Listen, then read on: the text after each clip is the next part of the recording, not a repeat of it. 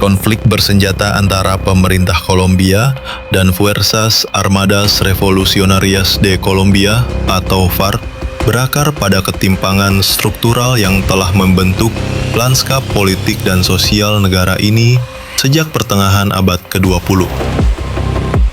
Muncul pada tahun 1964 sebagai sayap militer Partai Komunis Kolombia.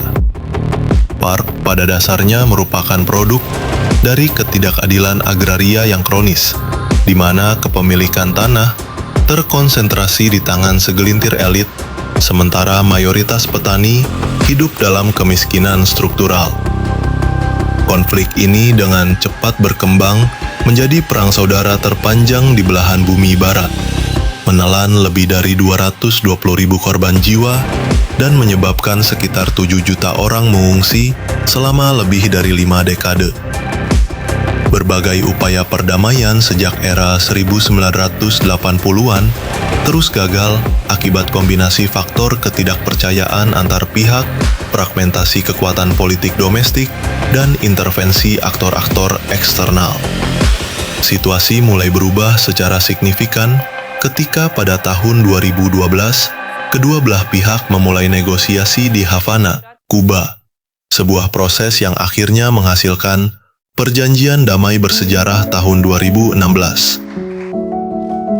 Namun, kesepakatan ini bukanlah akhir dari perjalanan, melainkan permulaan dari fase baru yang tidak kalah kompleks, transformasi kelompok gerilya menjadi partai politik, reintegrasi mantan kombatan, dan rekonsiliasi nasional dalam masyarakat yang masih terpolarisasi.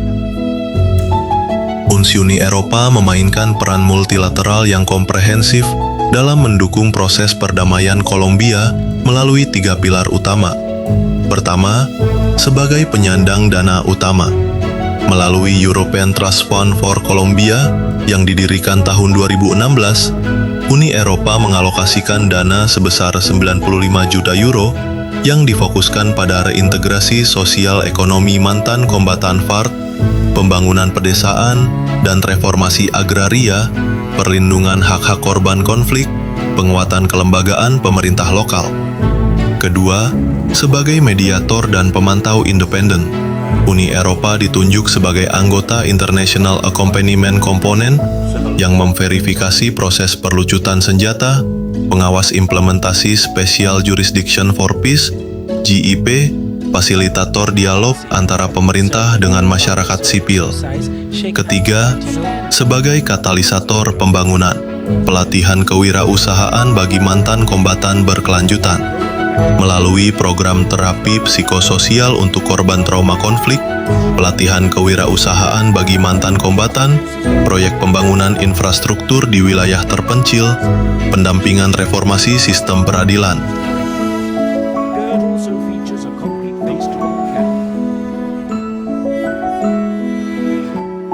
Meskipun telah memberikan kontribusi signifikan, diplomasi Uni Eropa dalam proses perdamaian Kolombia menghadapi sejumlah tantangan kompleks.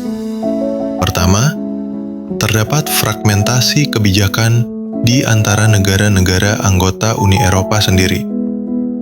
Sebagai sebuah entitas yang terdiri dari 27 negara, perbedaan persepsi dan kepentingan nasional seringkali menyulitkan penyatuan posisi yang koheren, terutama dalam menyikapi status FARC yang oleh sebagian pihak masih dianggap sebagai organisasi bersenjata ilegal.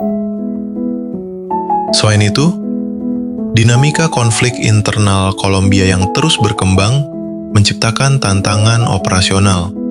Keberadaan kelompok bersenjata non-negara seperti ELN, serta ketidakpuasan sebagian mantan anggota FARC terhadap implementasi perjanjian damai menyebabkan situasi keamanan yang fluktuatif. Kondisi ini menyulitkan Uni Eropa dalam merancang program bantuan yang efektif dan berkelanjutan. Faktor eksternal juga turut memengaruhi. Kepentingan strategis Amerika Serikat sebagai sekutu tradisional Kolombia yang cenderung menggunakan pendekatan keamanan, serta meningkatnya pengaruh ekonomi Tiongkok di kawasan menciptakan lingkungan geopolitik yang kompetitif. Dalam konteks ini, Uni Eropa harus terus menyesuaikan strategi diplomasinya untuk mempertahankan relevansi dan efektivitas perannya. Nah, itulah peran Uni Eropa dalam perdamaian Kolombia dan FARC, sebuah contoh nyata bagaimana diplomasi bisa mengubah konflik berkepanjangan menjadi harapan baru. Kalau menurutmu, apalagi yang bisa dilakukan komunitas internasional untuk mendukung perdamaian di negara-negara lain? Jangan lupa tulis pendapatmu di kolom komentar. Jangan lupa subscribe untuk konten analisis internasional.